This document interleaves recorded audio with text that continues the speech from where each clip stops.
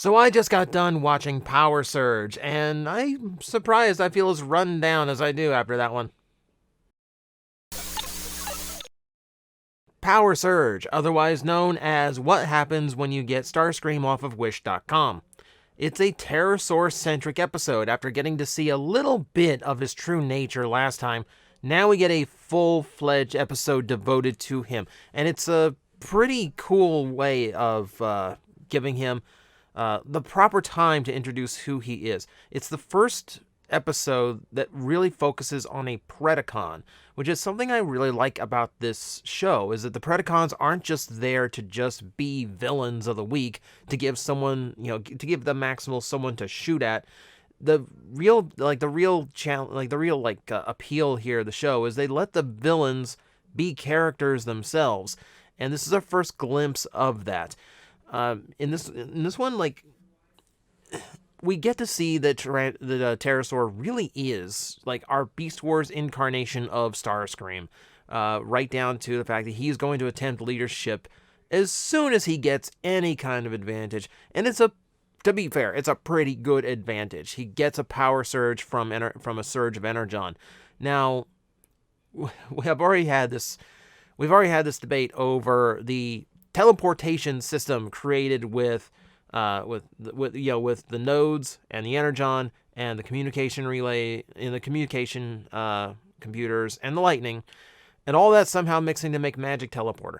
So Energon is just this MacGuffin that you can do anything with, but when you get that complicated, it gets a little bit far-fetched. Now it's just Energon current allows a supercharge without shorting out the system.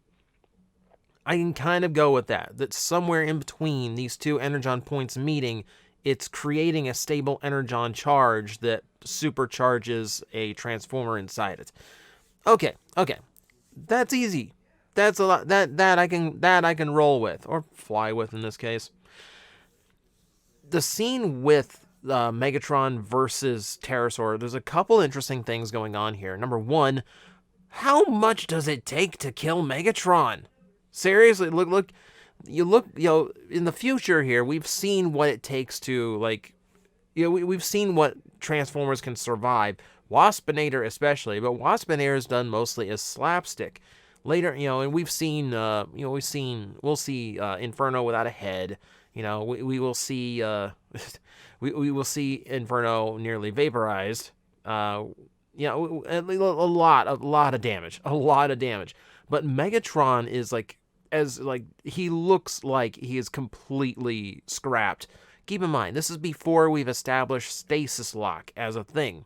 So seeing him offline in a big pile of parts is a pretty significant moment. If this is the first time, if you're watching this episodically and you don't know the series from here on out, it's pretty big. There's another weird part about this scene, and that is the fact that there's a couple lines in here where Waspinator is speaking much more clearly than he normally does, more eloquently. This is one of the scenes where you can tell they shuffled a bunch of lines around to make up for the fact that they're one Predacon short. Recall, Insecticon was supposed to be in this series. Now that he was removed, some of that dialogue that got into those early scripts got shuffled around. This is one of the scenes where you can really see it, or hear it, rather. The episode itself, as a whole, is a pretty tightly knit one. Once Cheetor reports the flying mountain and seeing Pterosaur flying off Mach 2, you could see they really wanted to focus in on just a few characters. We had Primal, Rat Trap, and then Pterosaur, of course, with a little bit of Tarantulas thrown in for good measure. Again, it just seems like it's always Rat Trap and Tarantulas, doesn't it? Tarantulas itself is a little bit interesting here because he's showing the first signs of who he really is, chuckling at Megatron's, slaughtered corpse, seeking out Pterosaur's power source, trying to either learn it for himself, gain it for himself, who knows. We didn't get that far, but one way or another, he's in for this on his own. So, he's after something himself. First in this episode, we're phasing out human time increments. We started getting cycles, etc. We saw the first auto guns for the Predacons, so we're starting to establish little things. We're still pretty early in the series though, so we got time yet to draw this out. I do enjoy the fight scenes in this one. Pterosaur just being like ferociously powerful, as opposed, it's a cool sight to see. It's a cool sight to see that there can be threats outside of just Megatron. It just takes the right MacGuffin or plot device of the week. And hey, we're going to get more of that in Season 1. I do like seeing Primal being more heroic. And I like seeing Rat Trap being a little bit more sneaky in this one. It's a good character establishment, especially for those two themselves that didn't get along in the early episodes, and now they are completely, now that the relationship is smoothed out. Rat Trap is much more of a team player. They can even joke around a little bit after the fact.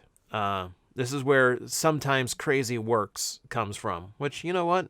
Not an untrue statement. I did call this one of my favorite episodes, and it genuinely is, just because I do like Pterosaur. I'm kind of glad he is a one-season character, mostly because I think that would get overplayed, him trying to turn traitor every time he gets an advantage. We saw that, of course. We saw, that's a Starscream thing. But in a small burst here, seeing him get the advantage and seeing him be that powerful, it's a fun episode. And it's fun to see the power dynamic amongst the Predacons, because even though you have Pterosaur this much more powerful and this intimidating, no one really takes it seriously. I make the joke that this is what happens when you get Starscream off of Wish.com, and it's because that at least when Starscream tried to take leadership of the Decepticons, he's got something backing him up. He's got some reason for them to follow him for at least a short while. Pterosaur absolutely annihilates Megatron, but as soon as he flies off to recharge, no. We're getting Megatron and we're fixing him up. We're not letting this happen. So it's funny to me to see like genuine loyalty amongst Predacons, because hey, later on in this series that's going to be in super short supply, and it's amusing to me that while despite how this is still how things work, kind of the same as they worked with the Decepticons, he who blows up Megatron last gets to lead for a short bit. There's really not a lot of room for it here. They're loyal to Megatron because, well, it's Megatron. And I kind of like that in the series. So I am giving this one enjoyable. It is a very tight-knit episode, very centric on just a few characters. The benefit of Beast Wars and its small cast is getting to do this without running out of time for everybody else. So we can have these like character pieces, and just to see how a few characters interact with each other. This is good. This is what makes the strength and the backbone of the series, and what lets the characters be so memorable and well fleshed out. Unless you die in the first season, and then you don't get so much fleshed out later on. Which does remind me, speaking of, Scorponok's back to speaking like Scorponok again. We'll see how long that lasts. So, thank you for joining me for another episode review. What is next up on the list? Fallen Comrades. We're going to get into one of the most major elements of the plot. We've had stasis pods mentioned in the past. Now we're actually going to get to see one. All right. So, thank you for joining me once again, and I hope I will see you tomorrow. Guys, I am facing the most powerful enemy any YouTuber can face, the algorithm, and I need your help to defeat him. Hit the like button, hit the subscribe button, hit the notification bell, and leave a comment. Every time you do, we attack that algorithm and we drive it back until it can no longer defeat this channel. Thank you very much.